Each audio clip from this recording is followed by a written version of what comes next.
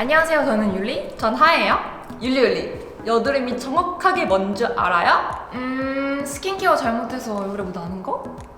아니죠. 여드름은 모공 입구가 각질이나 기름으로 막혀 발생하는 피부 질환이에요. 우리 다 여드름 때문에 스트레스 받았던 적이 한 번씩 있잖아요. 그만큼 여드름은 흔하고 자주 발생하는 피부 트러블이에요. 맞아요. 우리 꼭 중요한 약속 전날 막 여드름 빨갛게 올라잖아요. 와!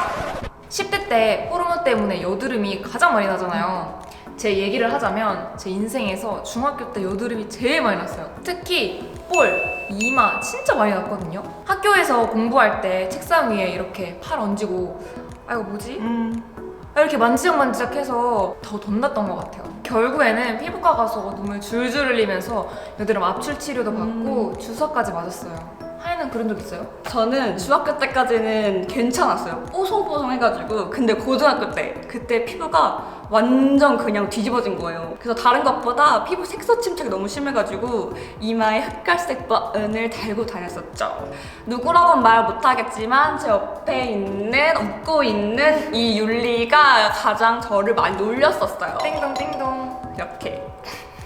호르몬적인 원인뿐만 아니라 우리 물이나 환경이 자주 바뀌는 여행을 갔을 때, 그리고 내 피부와 맞지 않은 성분이 함유된 화장품을 사용했을 때 등등 정말 여러 가지 이유로 여드름이 까꿍하고 나타나요. 여드름의 종류는 엄청 다양하고 그 원인도 가지각색이에요. 뭐야 뾰루 찢었어? 하고 그냥 컨실러로 툭툭 이렇게 방치하거나 잘못된 치료를 하면 나중에 돌이킬 수 없는 아주 큰 흉터가 나올 수도 있어요. 우리는 여드름 종류, 발생 과정, 치료법, 예방법 등 총 5가지 여드름 시리즈를 만들 거예요. 그 첫 단계가 바로 이 영상이죠. All About Acne가 궁금하신 분들은 루타임 구독하시고 꼭 챙겨보셔야겠죠? 자, 그럼 여드름은 왜 이렇게 나를 힘들게 할까? 바로 알아볼까요? 여드름이 생기는 원인은 우선 첫 번째, 피지 뿜뿜, 피지 분비의 증가. 두 번째, 과다한 각질로 모공이 막히는 모공 과각화증. 세 번째, 우리 손에 뭐가 가장 많이 살죠? 뭐가? 박테리아균에 의한 감염. 이렇게 3가지로 말할 수가 있어요. 그러나 이 원인은 개별적으로 작용하는 게 아니라 모두 연관되어 있어요. 여드름은 과도한 피지 분비와 모공 막힘으로 이 속에서 피지가 단단하게 뭉쳐 발생하는데, 이때 박테리아균에 감염이 되면 염증이 생기고 이런 과정으로 심화가 되는 거예요. 결국 그럼 여드름의 근본적인 원인은 모낭 막힘인 거네요? 맞죠? 더 자세하게 말하자면 우리 피부에는 모낭이, 그리고 그 옆에는 피지샘이 있어요. 보통은 이 피지샘에서 적당한 피지를 만들어 우리 피부를 건강하게 보호를 해요. 근데 호르몬 변화나 정제된 설탕, 탄수화물의 과다 섭취로 피지샘을 자극해 피지를 막 증가시키면 이 피지샘은 그야말로 과부하에 걸려요. 피지를 생산하고 배출해야 되는데 계속 생산만 하니까 그 속에서 피지가 덩어리져서 모공 밖으로 나오지 못하는 거죠. 이때 생긴 이 피지 덩어리, 이거를 코메돈이라고 하는데, 이게 커지고 커져서 피부 표면 밖으로 살짝 하얗고 노르스름하게 보이는 걸 화이트헤드라고 해요. 이 화이트헤드가 모공 밖으로 밀려서 산소와 만나 산화되고 까매지는 거, 이거를 바로 블랙헤드라고 하는 거예요. 그리고 이거를 통칭해 면포성 여드름이라고 말해요. 네? 화이트헤드, 블랙헤드가 여드름이었다고요? 모르셨던 분들 많았죠? 화이트헤드랑 블랙헤드는 비염증성 여드름으로 염증이 일어나기 전의 여드름을 말해요. 코메돈이 여드름균에 감염되면 염증성 여드름, 화농성 여드름이 되는 거예요. 결국 이런 염증성 여드름을 예방하기 위해선 블랙헤드, 화이트헤드 관리가 필수겠죠? 그럼 자, 어떻게 치료하고 예방하나 알아볼까요? 면포성 여드름은 모공 속 코메돈을 뽑아야 하는데, 이때 이 압출 작업은 피부 조직이 최대한 손상되지 않게 작업을 해야 돼요. 그래서 피부과에 가서 치료를 받는 게 가장 좋은 방법이에요. 하지만 어쩔 수 없이 집에서 치료를 해야 된다.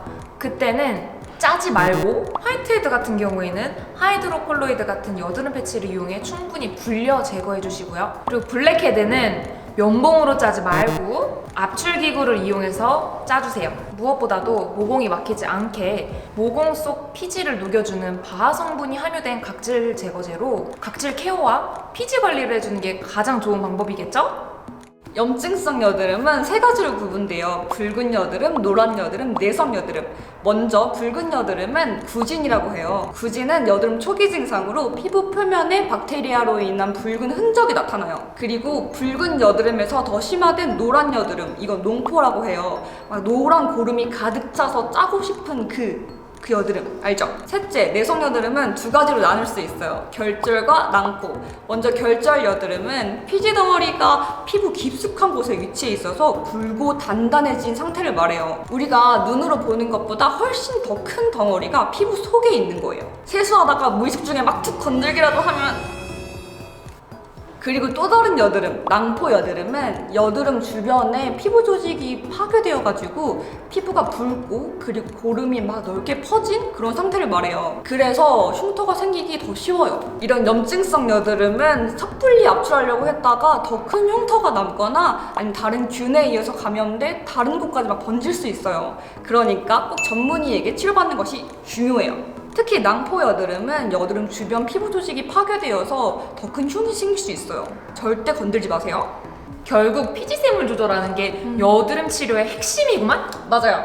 그리고 모공이 막히지 않게 잘 관리하는 게 되게 중요해요. 따라서 여드름이 많이 나는 트러블성 피부라면 오일이 함유된 제품 사용을 조심하고, 그리고 혈중 호르몬 수치를 높일 수 있는 정제된 설탕이나 탄수화물 섭취를 멀리하는 게 좋아요.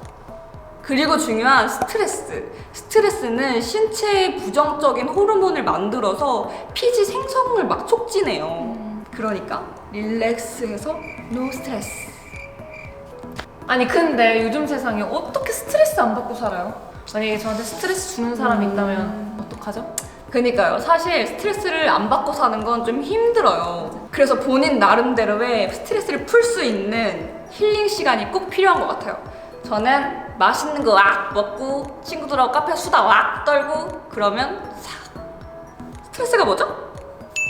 자, 오늘은 여드름이 생기는 이유와 과정 그리고 간단한 종류를 알아봤어요. 다음 영상에선 염증성 여드름에 대해 조금 더 자세하게 다뤄볼 테니 구독 꼭 해주시고 좋아요도 잊지 말아주세요. 다음 영상에서 만나요. 안녕!